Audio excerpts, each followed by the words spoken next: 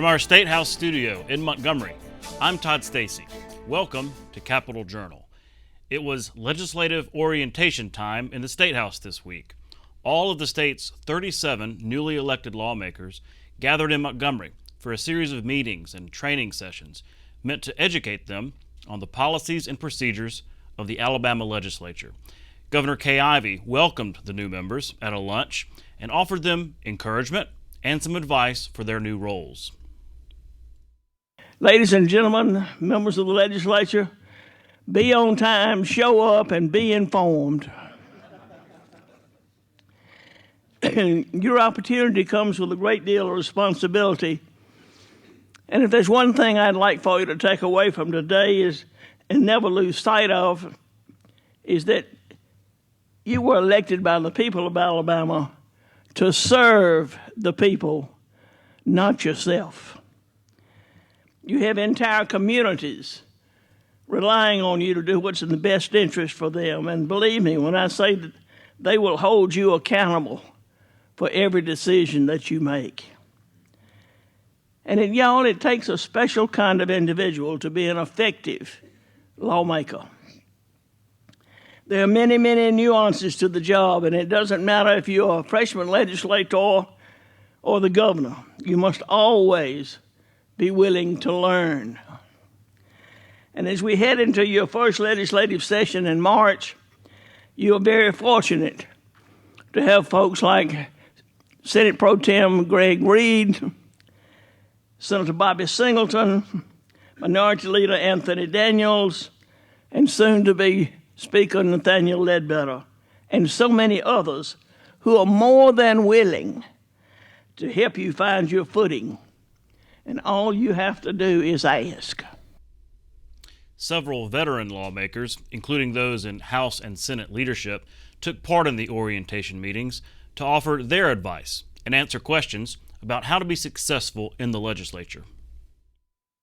In trying to think about life balance, number one, many of you've got a living to make as well. You've got a job, you've got families. You need to involve and engage and include your families as much as possible in what you do. As we all know, they are our number one supporters in every aspect of life, and so they need to be involved and engaged. I'm a woman of deep spirituality and faith. So I say to keep a balance. Keep God first, your family second, your health third, although that's along with your family, and then your constituents and the legislature. Because I say keep God first because that is going to be your focus to make sure that you do the right thing, according to His word. If we would just love everybody, my God, we would have such a much better word. So it starts with God because God is love. I would say plan ahead. One of the things that I didn't do when I first got elected, I didn't plan ahead. I didn't prioritize the work-life balance, which it really it kind of grew on me long term. I have a 4-year-old and a 6-year-old, and so being able to establish that work-life balance is very important to your family, because really your family, your spouse and your children, they're loaning you to the Alabama Legislature and to be able to serve in this capacity. I think working a calendar, this was always important to me. Working that calendar is very important to you, which allows you the opportunity to do two things: say yes and say no based on your calendar. We also caught up with a few new members of the legislature to ask about their first impressions and what they want to accomplish this term.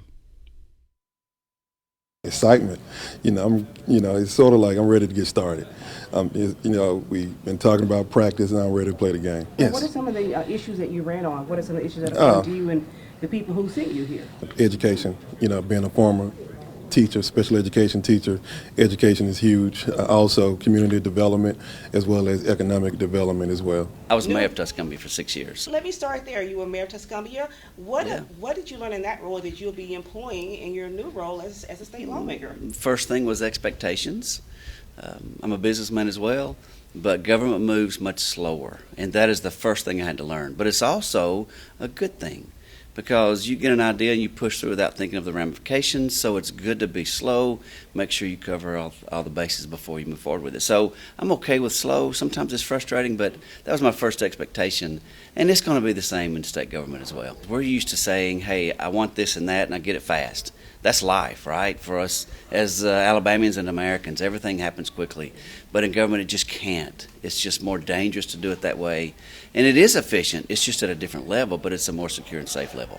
We're talking about a flow of information, right? And if communities in rural areas, a lot of times they don't have that information, they don't have access, they don't have the cell phone service. Broadband is important because it allows us to work and go to school.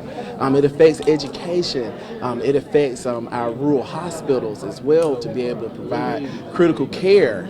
And keep our communities alive and healthy. And so all of these issues are very interrelated, and we need to make substantial strides in them to make sure, because it's a quality of life issue. And our region, our state will not reach its full potential until every corner of this state have the same opportunities to live and thrive. House Speaker-designate Nathaniel Ledbetter announced more committee chairmen this week. Here's the list. State Representative Jenny Shaver of Leesburg will chair the Children and Senior Advocacy Committee. Chris Blackshear of Phoenix City will chair Financial Services. Matt Simpson of Daphne will chair Ethics and Campaign Finance. David Standridge of Hayden will chair Rural and Urban Development. Corley Ellis of Columbiana will chair the Insurance Committee. Chris Sells of Greenville will chair the State Government Committee. Andy Witt of Harvest will chair Economic Development and Tourism, and Alan Treadaway of Morris will retain his chairmanship of the Public Safety and Homeland Security Committee. The legislature will be back in Montgomery on January 10th for the organizational session, when they'll elect leadership and establish rules. Then, the 2023 regular session will begin in March, on March 7th to be exact. U.S. Senator Richard Shelby gave his final speech on the Senate floor this week.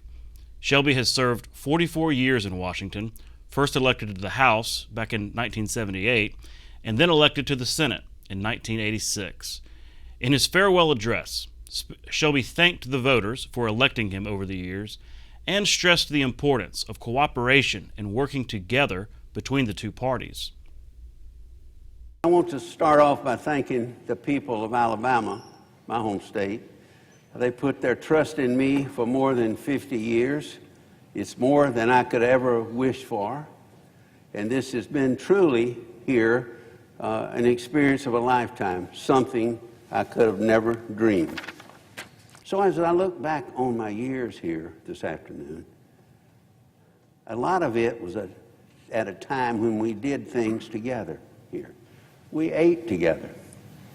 We socialized together. We worked together. But today, I think we've become too polarized. And there are a lot of reasons for that. We understand. But I can say we need to get back to the basics and put the country first. We must not put ourselves or our party first. We must put America first. We have to. The Alabama Innovation Commission met this week in Montgomery. The commission was created last year to study and recommend policies that will make Alabama more resilient, inclusive, and competitive. The commission heard a report on best practices for recruiting and retaining young, talented residents here in the state and reversing the so-called brain drain that sees college graduates leave for other states. Two commission members, State Finance Director Bill Poole and State Senator Bobby Singleton, said one strategy is promoting Alabama's outdoor recreation features. And I think it's one of the central pillars that we're trying to accomplish and address, amongst others, but knowing that we need to recruit and retain young talent in the state, all talent, but particularly young talent. And so to learn what other communities are accomplishing, what programs are working across the country, how some of the ones that are performing well would fit in Alabama, we're looking forward to receiving that report, and I certainly expect that will be a critical theme of our work.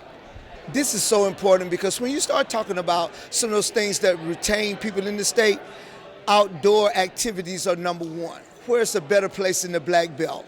In the mountains of Huntsville, on the beach shore of Mobile, over in East Alabama, West Alabama, we have some of the best terrains for hunting and fishing and hiking that this country can offer. So why not Alabama?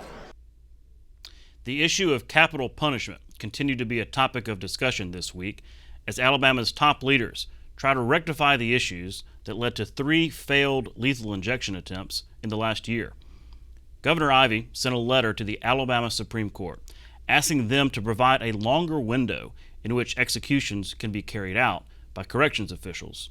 Sometimes last-minute appeals to the U.S. Supreme Court aren't adjudicated until a few hours before the midnight deadline set by death warrants. Ivey argues that has caused complications, leading the state to call off executions recently.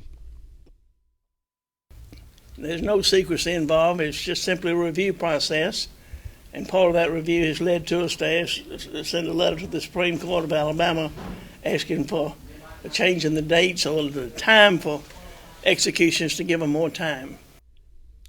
The governor also said her office's review of state death penalty procedures is still ongoing and that it has included advice from medical experts about connecting IV lines.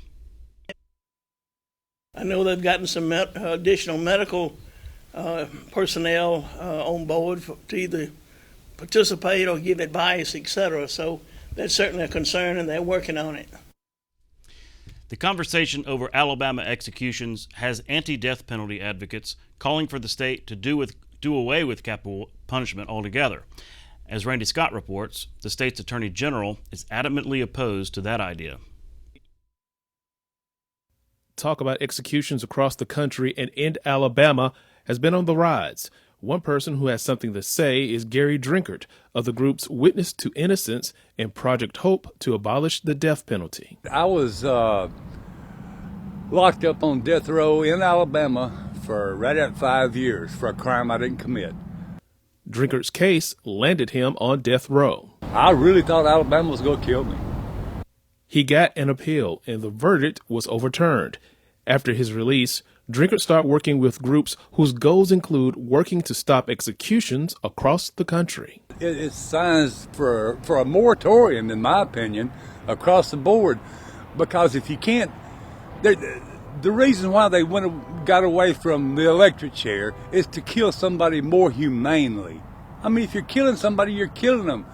Recently, Alabama Attorney General Steve Marshall addressed the state's position on executions. We cannot repeat the result of what occurred on November 17th, when my office worked tirelessly to obtain victories before both the Alabama Supreme Court as well as the United States Supreme Court. And there's absolutely no reason why other capital cases should be similarly postponed. General Marshall says his office will continue to follow the law. Let me be clear. I stand with the great majority of the people of Alabama in this state. And I will never back down from doing everything in my power to ensure that the ultimate justice is served. Gary Drinkard says he and others see things differently. As of now, there's been 168 or 170 people exonerated from death row across America, across the United States. And that ought to tell you something right there. For Capital Journal, I'm Randy Scott. This week, the Alabama Community Broadband Technical Assistance Program kicked off the first in a series of statewide meetings. The idea is to engage the public in all 67 counties to enhance the state's broadband expansion efforts. Capital Journal's Karen Goldsmith was at the meeting. Because the internet is a heavily relied upon resource to access work, access education, and access health care, to name a few, it's no longer considered a luxury. Alabama Governor Kay Ivey has repeatedly stated, being connected is absolutely a necessity. And there are far too many Alabamians right now who are unable to access high-speed internet. Alabama's Department of Economic and Community Affairs, also called ADECA, has been leading the state's effort to close the internet access gap. 100 projects, when they're completed, it will give 46,000 residents access to internet throughout the state of Alabama. ADECA's director says they will take the next year to visit every Alabama county to help those communities with their broadband expansion plans. Because planning, in my opinion, actually makes us better. The first broadband meeting was held this week in Montgomery County. Input was gathered from local leaders and the county's technology industry. Organizations like Montgomery Tech Lab, we work every day to assure community and business stakeholders can access, the essential tools and resources. We strive to add value to small businesses, aspiring entrepreneurs, and their ideas, in a way in which in turn they can add value to the communities in which they serve. And the United States Department of Commerce is financially supporting the state's work. I'm excited to be here with you. We're excited to be here with you to announce that Alabama is receiving initial grants totaling $6 million to plan for the deployment and adoption of high-speed internet service throughout the state. For Capitol Journal, I'm Karen Goldsmith. Alabama Public Television this week hosted a premiere for Shuttlesworth, a documentary about the life of legendary civil rights leader Fred Shuttlesworth. The documentary is set to air this coming Tuesday, December 20th at 8 o'clock p.m. Here's a preview. An ordinary man with an extraordinary call on his life. Wherever there was a struggle going on anywhere in the United States, Reverend Shuttlesworth was going to be there. When some leaders said things, it may or may not happen. But when Fred Shuttlesworth said it, you could depend on it. I've been called crazy to the point of insanity. He wanted to leave the world better than he found it. Dr. King came in at the invitation of Dr. Shuttlesworth. That's why he came to Birmingham. Bull Connor and the city thought they had beaten us down. The Klan walked around parading, and right there in Smithfield, parade right down with the police leading the procession. We needed someone in Birmingham who wasn't afraid, and we found that man in Fred Shuttlesworth.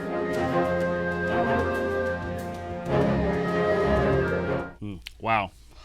Set your reminders, because that is a must-watch program. We'll be right back with tonight's guests. You can watch past episodes of Capitol Journal online at video.aptv.org.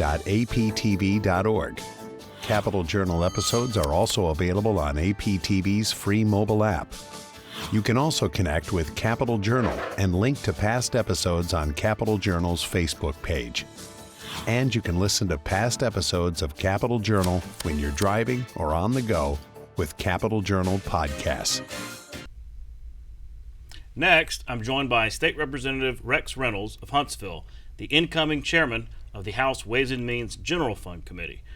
Do I call you Mr. Chairman yet? I don't know. But not official yet, is it?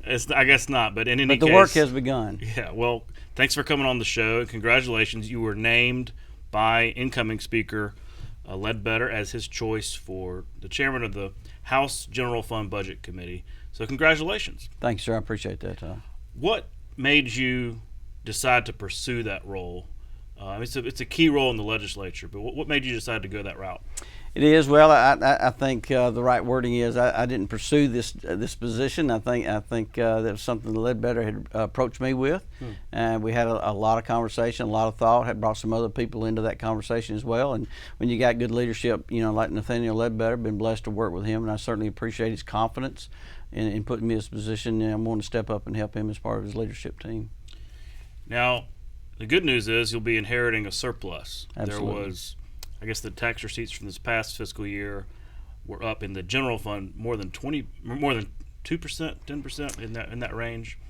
So that's great, but you've also got inflation going on. Is that surplus going to be eaten up by inflation? Well, it is, and certainly I'm not an economist, but I will say this. I mean, and I actually went through the receipts the other night that Kirk sent out of his office, and I sense a sense of comfort level in spending in Alabama. Just looking at the various categories there, I mean, and I give kudos to my colleagues before me that set up the SSUT tax. and then certainly the rolling reserve and the ETF. That's all playing out very well. Had some conversations today with Bill Poole's office, and so certainly want to hear from my colleagues. But we also established a rolling reserve just in my tenure here on the general fund side, and certainly this would be a year we'd want to plus that number up. Mm-hmm. Well, and there's also talk of the R word, recession, a possible recession next year, next couple of years. So what, now as a budget chairman, what information are you gathering? Where are you getting your information to help you decide what decisions need to be made if there is a recession? Well, that's a good question. So that's part of what reason I spent both my last 2 hours of the last 2 days with LSA and Kirk and his team, and now today with Bill Poole and his staff, and we are seeing some early projections about what 23, 24 into 25 could look like, and there are some that say that maybe this recession may look like a growth recession. In other words, maybe we don't drop below the line where we're at, but yet we, instead of having a 9% increase in the general fund, maybe we see a 1% increase going into the 24 session. So it's again, I just see a confidence in spending in Alabamians, and yes, that is stood up some by the federal dollars and the inflation, but I think Alabama's going to hold strong. You mentioned the SSUT. Because the general fund historically of the two budgets was the underperformer, right? It was kind of the problem child. It was Absolutely. Always needing bailouts and things like that because of most of the tax base goes to the education fund. But all that changed back in 2015 when essentially the state started enforcing sales tax on online purchases that had basically gone untaxed. That's right. Talk about what a game changer that has been for the general fund in terms of actually seeing some growth. Well, it is a large growth. I think receipts. I think we ended the year at $232 million. So that's substantial growth from the 2015. And I really don't think even the legislators that supported that realized we'd see this kind of growth. And what's been interesting that I found in the last few days, I thought I would see a decline in our regular in-store sales tax, and we really haven't. So those are new dollars coming into the coffers in the state budget. Well, in thinking of these two items combined, a recession, depending on how bad it is, could lead to people spending less online, right? That maybe not as much Amazon time or something. Could that lead to fewer receipts, less coming into the general fund in terms of revenue? Well, it could, and I think that's why I'm giving words of caution. I think I made the comment the other day. I know some of my colleagues are adamant about a tax cut, and I think my comment is that to those individuals that I certainly would like to have them sitting in my seat, and not just in the last few weeks as the budget chair, but being on the general fund for the last 4.5 years, and understanding the needs of so many agencies. Even though we've been able to plus up prisons, education, mental health, there's still additional needs there that are vital to service to all of Alabamians. So I think we just have to be cautious with that. Certainly hope if it's the wishes of the body that we do some type of rebate. I hope it'd be just that, a one-time rebate. Mm-hmm. You kind of mentioned the agencies because voting to give more money to education is popular with everybody, right? That's right. Teacher pay raises, money for the classroom, whatever. You've got the more difficult agencies. You've got Medicaid, prisons, like you mentioned, mental health. But I've sensed a greater willingness among the legislature to really spend time on those issues. Mental health in particular, I think that used to be kind of an agency and an issue people didn't want to spend a lot of time on, and that's really changed in the last several years. Well, it really has, and the governor got behind it, and the leadership got behind it, and certainly I served the last 3 or 4 years on the joint commission on mental health, both from the House and the Senate, and we brought all the stakeholders to the table: our probate judges, our law enforcement, our hospitals. And we began to plus up mental health over $18 million a year just to go to these, the regional critical care and we just opened our first one, Wellstone in Huntsville, and we've got 3 established, and we're working on a 4th one throughout Alabama, and now it's so popular because we increased the training requirements for our police officers in the crisis intervention training, and it's working so well that now we're deploying mobile units to support law enforcement. And I got very involved in it because I saw real quick the impact it was having on law enforcement, and the impact on our courts and our jails and our hospital. But then also it's just a way to get critical, immediate care to those that need it so bad. Yeah. Well, switching gears to Medicaid, mentioned Medicaid as an agency. Every year there's conversation about whether or not Alabama should expand Medicaid in whatever form. That's especially true now after the American Rescue Plan Act passed with those kind of extra incentives trying to get states like Alabama to expand. Obviously, that would be a big deal for the general fund. What's your posture as to, as incoming chairman, of whether or not that should or could happen? Well, I think to answer that, I look back at my first quadrennium, and I do not sense an overwhelming support of a broad expansion of Medicaid.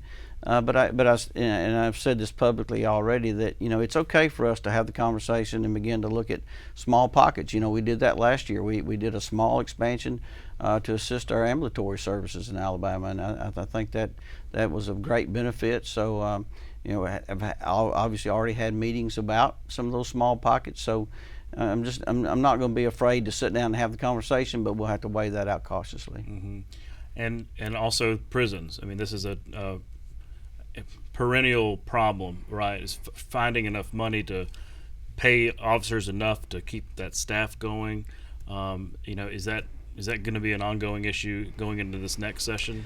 Well, absolutely. I spent probably a half a day with the commissioner over prisons up in Limestone Prison, and we talked a lot about staffing concerns, what the threat concerns are to our workforce, to our correctional officers, and Commissioner Ham's got a lot of experience in that area. Coming from a local jail.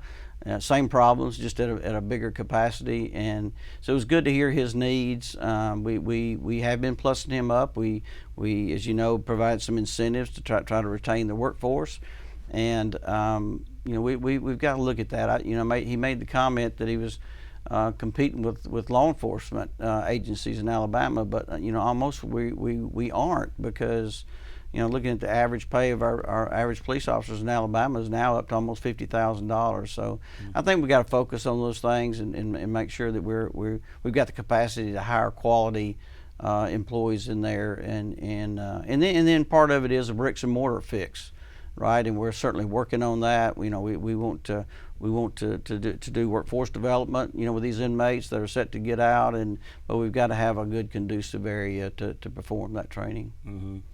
Well, while I have you, I wanted to ask you about legislation that you brought last year that didn't quite make it in the Senate. And we bring this up because of your experience as a law enforcement officer yourself. That's your background. I know you had legislation that would kind of streamline the process to allow retired police officers to serve as school resource officers, but it died in the Senate. Are you going to bring it back this next session? Absolutely. That's probably the only bill that I'll carry outside of budget bills going into this session, but I'm just that passionate about it, and I hear from Commissioner Ham, I hear from our schools, I hear from our law enforcement, and even our cities and our counties.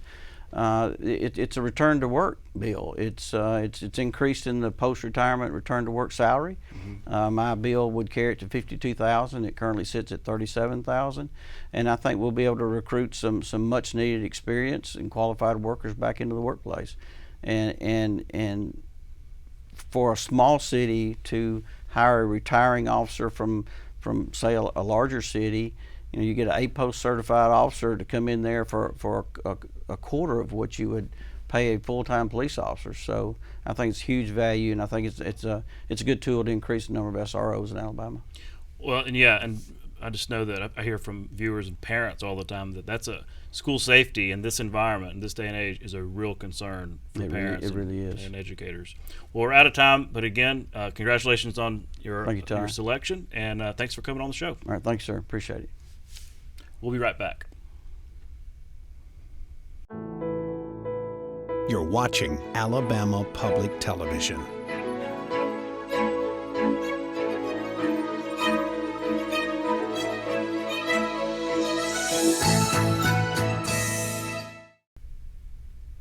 Next, I'm joined by State Representative Anthony Daniels of Huntsville, the minority leader for the Alabama House of Representatives. Mr. Daniels, thanks for coming on Capitol Journal. Well, thank you for having me, Todd. Always good to see you, my friend. Well, we're usually doing this by Zoom, from you up in Huntsville, so it's great that you're here in studio. A lot of people are in town this week because it's been legislative orientation for new members. Mm-hmm. You've got some new members of your caucus. How do you think the new folks are getting acclimated? I think they're very excited. It's like doing something for the first time. You've heard about it, you've read about it, but you've never really been in the fire. And so I think that from the looks on their faces early in the week when I was able to participate in the new orientation panel, to talk about my experience and things that they should be aware of and things that they should look out for and how to be an effective legislator, you can see them absorbing it. It's like getting in front of a classroom teaching and just really being able to deliver content to where the students that are there are just eating everything up and just writing down. So they were taking great notes, and I was excited to see that. And so I'll be testing and quizzing my guys once they once we meet up here in the next few weeks. Well, it was good to go upstairs and meet some of the folks that I'd never met. Some newly elected folks. Saw the governor talk. She had some advice to impart. I mean, she's been around state government for decades and decades. So I thought that was interesting. What were some of the things that, not just on the panel, but maybe individually, that you've shared with new members based on your advice and your experience, back when you were a new lawmaker? Well, talk to them about being effective and really observing the process before jumping into the fire and really getting engaged in the debate. Try to understand what's going on and watch the other players. It's no difference in playing sports.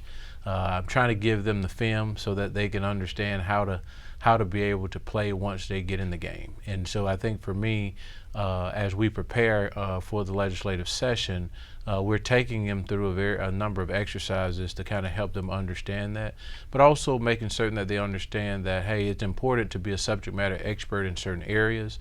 So really start out, make that your foundation of being where your sweet spot is. Make certain that you're looking at legislation as it relates to your sweet spot, so that when you do engage into debate, because of your life experiences, you're able to impart some knowledge even on us old timers that have been around here for some time, but also being honest, doing what you say you're going to do, and if you can't do it, go back and tell the person, hey, I got to change the course on this. But only thing people are asking for you to do is to be honest. They have a job just like you have a job. I'm referring to the lobbyists and associations. Mm-hmm. They have a job. Their county makes certain that their clients are represented by them as lobbyists. And so honesty is always important. That's how you start building your credibility, and your name is the only thing you have, and so just make certain that you protect it. Mm. Yeah, I heard one conversation about, it's great to promise things on the campaign trail, but you better learn the rules in order to be able to deliver on those promises. I thought that was interesting. Well, I mentioned to the entire group, let the campaign ended on November 9th. So you don't bring the campaign into the actual chamber. Mm-hmm. Your job as a representative is to represent all people in your district, and to try to understand and understand what you can't understand from other districts, because at the end of the day, you may need them and they may need you, and so try to build relationships. Unlike Washington, D.C., we want to make certain that we're able to maintain some type of decorum in relationships, and being able to have dinner or visit with our colleagues, whether they're on the other side of the aisle or not. Mm. Well, speaking of the campaign, the election had some curious results legislatively. Mm-hmm. The party balance in the legislature didn't change at all. No, it didn't. You picked up a seat, the Democratic caucus picked up a seat here in Montgomery with mm-hmm. Philip Insler, but also lost a seat with Mr. Grimsley losing in the Wiregrass. So where does that leave you? Were you disappointed in that result? Were you happy considering it's after redistricting? What's your take? I was pretty disappointed in the loss of Dexter Grimsley. He was a great member, a great friend, someone that reflected the values of the district. And so sometimes national politics and all the noise from the outside end up, hurting good people. And so very disappointed about that.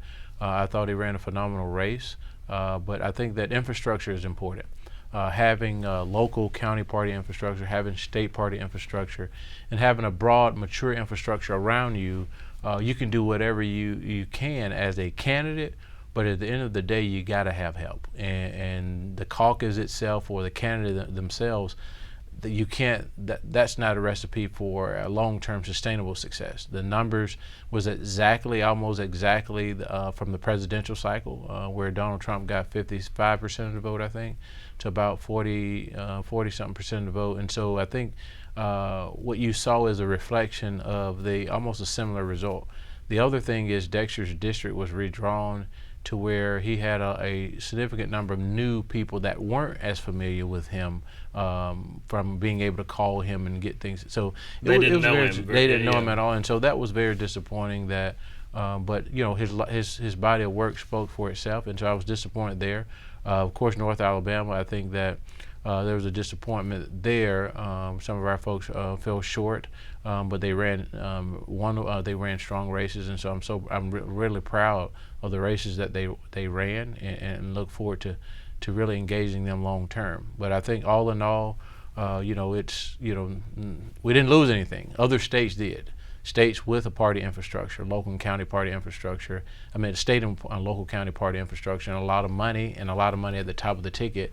We're probably the only state in the United States that actually did not get wiped out, didn't lose any seats this time, as a net loss of seats in the United States that don't have those structures in place, and didn't have a competitive statewide race where we had someone that was able to raise millions of dollars. And so we're in Arkansas and other places, they lost seats. Florida lost seats. And so we were very fortunate to really break even as a result of the election. So while that's not the best news for me, because we worked extremely hard, and our candidates worked extremely hard, and our members worked extremely hard, that was telling for us. Well, let's switch gears and talk about the upcoming session. It's going to be here in March, which sounds like a long way away, but it'll be here before we know it. So looking forward, and I know it's a little early, but what are some of your caucus's priorities looking ahead to March? Well, there are a number of things, and I'll take them by area. Healthcare is always important. You know that we are certainly in favor of Medicaid expansion. We hope to educate the electorate on what it is and what it's not. I think there's been a significant misunderstanding as to what Medicaid expansion is. We've allowed it to become more partisan in nature, instead of looking at it and dealing with it on its merits and the facts, versus the boogeyman approach of demonizing it because it was a part of a previous administration. And so healthcare is one of the major issues for us, expanding access to quality healthcare, especially in our rural communities and our underserved urban communities. This will also lend support to small businesses in the state of Alabama. It'll give them some relief.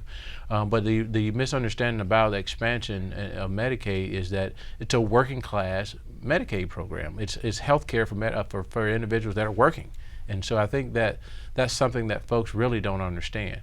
The other piece is when it comes to being a healthier Alabama, nutritionists and dietitians are not being reimbursed from a Medicaid standpoint. We want to fight to get reimbursement for dietitians and nutritionists. If we're going to be focused on the preventative side of healthcare, then those should be items that should be reimbursable. And so that way at the same time we're creating a healthier Alabama and focusing more on the preventative side, so that long term we'll start seeing the fruits of those investments long term. And so those are some of the things we're interested in. Education is one. We want to expand the number of access to cradle to pre-K, encouraging more cradle to pre-K investments, but certainly expand the number of pre-K classrooms that we have. We have one of the best pre-K programs in the United States. However, 100% of the students are not benefiting from it.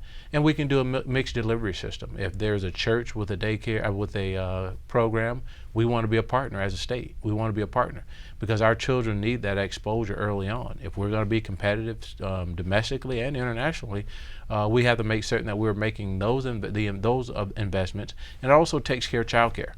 Right now, we've seen a lot of folks that are out of the workforce, especially during COVID. that have had to make a decision between taking care of their children and working. But sometimes it makes more sense to take care of your child because it's very difficult to not to have access to childcare. Childcare is a huge barrier, and so we're hoping to push more opportunities for childcare so that those mothers and those fathers that are at home with their children are able to get back into the workforce. And last but not least, we're looking at tax reimbursement, really. And some will say a reimbursement, some will say there's more money for the working class person. We want to eliminate the income taxes for individuals that work over 40 hours. So if you're working at a company 40 hours, these are not salary employees, these are hourly employees. So if you're working 40-hour work week, anything after 40 hours, the state should not be taxing you for it. So untaxing overtime, basically. Yes, basically. That's interesting. When we have more time, I'll want to drill down on that because that sounds like an interesting proposal. While I have you here, I also know that you sit on the Economic Development Incentives Board or whatever, this commission that was charged with recommending the changes that are going to be made for the renewal of Alabama Jobs Act, Growing Alabama Act. Do you see that passing in the legislature? Do you see any trouble with, because you have to renew them, right? Otherwise they go away. But y'all recommended some possible revisions to kind of bring them up to modern day, to update them. Well, I think there are some benefits within the actual report. I think that the transparency piece that's embedded in the report, I hope that we really take that part of it very seriously to make certain that we're being transparent so that legislators, even new legislators, will be able to understand about those industrial sites, but also expanding those industrial sites beyond the ones that we typically are seeing. I think the opportunity to look at growth and opportunity in other parts of the state of Alabama. We have a beautiful state, Todd, and so many great, wonderful things with this, our outdoors and a lot of different things that make our state really attractive. But the average person that's within the state or outside of the state don't really know about it. And so I think that for us, we have a lot of assets within the state of Alabama that we can take advantage of, but we also have to look at places that have not had the attention. We're building an interstate over, I think it's 23 over in West Alabama, where there will be an opportunity for economic opportunities in the western part of the state, which is very needed. And so I support us looking, some of those sites, looking at areas in West Alabama that haven't necessarily been considered in the past. And so I think that we have a tremendous opportunity to make some very special things happen in the state of Alabama, but it's going to all depend upon us working together. And I think with expanding that reach will give new legislators an opportunity to be able to say, hey, I'm able to deliver this. We're talking about expanding the reach for economic opportunity and growth. And so all in all, I support a lot of the packages. I mean, a lot of what was been recommended. However, I think that from a detail and transparency standpoint, that's why I'll really stop to see before a total commitment. I'd like to stop and see where we are there, and just to make certain that everyone get an opportunity at the pieces of the pie. With this regionalism, it doesn't necessarily have to be within the district, as we've seen in North Alabama, where a lot of these sites benefit the surrounding areas. So it's more of a regional approach, and I look forward to working and rolling my sleeves up because, hey, while I represent North Alabama, I'm from this eastern part of the state. Originally grew up in Bullitt County, in a little small town of Midway, and so I want to make sure that those particular communities are able to grow and sustain growth long term, and so that's why I'm very interested in seeing the details of this. Details matter. Absolutely. We're out of time, but I really appreciate you coming on the show, and look forward to having you back in session. Thank you. I look forward to being with you. We'll be right back. You can watch past episodes of Capitol Journal online anytime at Alabama Public Television's website, aptv.org. Click on the Online Video tab on the main page. You can also connect with Capitol Journal and link to past episodes on Capitol Journal's Facebook page. Next, I'm joined by Pat Harris, Secretary of the Alabama Senate. Pat, thanks for coming on Capitol Journal. Todd, I appreciate the opportunity. I always enjoy watching the program. Well, great. I'm glad to finally have you on. For our viewers out there, can you explain the role of Secretary of the Senate? Secretary of the Senate is a nonpartisan administrative position. I'm basically the third one in 100 years, so our responsibility has been delegated by the Legislative Council to handle all the administrative responsibilities of the Senate body. Budgets, employees, committees, that type stuff, all the administrative activities. But we also see you up on that dais, right, advising the chair, often the lieutenant governor, on how the rules of the chamber, right, which can be complicated.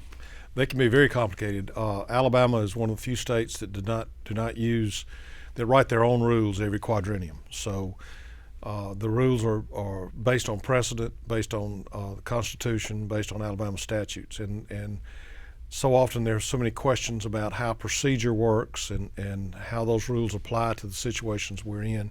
And the role of the Secretary of the Senate is to advise the presiding officers and the members of the Senate on how those rules are applied. Mm-hmm. Well, there have been some consequential rulings of the chair over the years. Yes, there have been.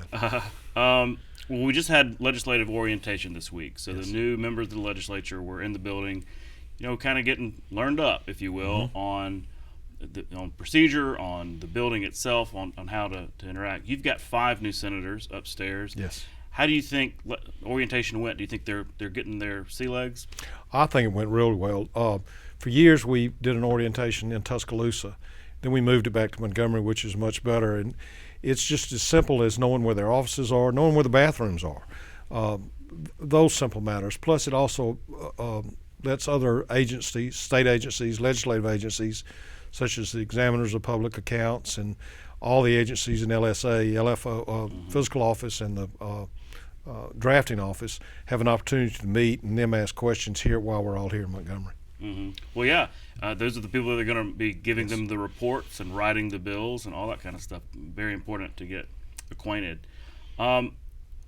You've been around a while. You've seen senators come and go, and so thinking of these new people, these new senators coming in, what would you say is key to being successful? I mean, what traits have you observed in successful senators over the years that maybe you would advise these new guys to have? Well, I think the most important thing is to do your best to understand how the rules operate and how they apply to the body itself. But the most important thing is to watch and listen and pay attention so that you understand how the processes work. It's not designed to be fast, and it's also not designed to make decisions, immediate decisions. It's a system of our system of government. The legislature is based on compromise. It's not a system that's built to be popular. It's a system built so that both sides have an opportunity to interact, to exchange ideas, and to accomplish something based on a compromise. Some people think that's not a good word, but that's how government should work. Well, we had some drama around the State House this week. Yes. You had a few blocks away that suspicious package at DOC.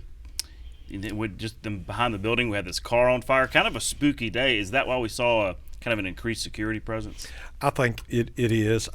Especially when someone sends something to the attorney. I think something went to the Attorney General's office and to the Department of Corrections, and then the fire up the street. So yeah, you're right. It was a day that we needed to increase security, and I think that's one of the problems with the location that we're in now, is how to apply that security on a daily basis, because you never know when these things may happen. Mm-hmm. Well, that's kind of what I wanted to ask you about, is this building that we're in, that we kind of have a love-hate relationship with sometimes. But a few weeks ago, the Legislative Council took the first of probably many steps in potentially building a new State House. Yes. We'll get into the process later, but can you just walk through why that's important, why we need a new State House? Well, I think the most important thing is that the accessibility and the transparency of how government works. This is not a office building for legislators. It's a state capitol, and it's a capitol building in which the legislature meets. All that process should be open to the public, to the press, and in the building that we're in now, which I refer to as just a sad old building, that is not available to the public and to the people and to the, whether it's the fourth grade students from all over the country or all over the state, or the silver-haired legislature or youth legislature with the YMCA. It's just a difficult thing to do and difficult for government to operate in the proper manner. So that first step was taken, as we mentioned. What else has to happen? So basically, they've begun a conversation with with RSA, That's Retirement Systems, who they're very good at building nice buildings. But what else? What other steps are necessary in that process of getting a new state house? Well, they do build nice buildings, but this is what we're talking about in this situation is a very unique building because you have to take into consideration the transparency, the openness of the building for the public, for the press to come in, but also the privacy of the offices and the chambers in which the members meet. Security, yeah. And so all that has to be figured in. So this is one of very few. There are very few new buildings that have been constructed. Virginia they built a new office building and reconstructed their capital. Wyoming has done some things, but a brand new building is very rarely done. So it's a unique construction project. Can I assume that a new office building while returning to the old chambers in the Capitol is probably not an option?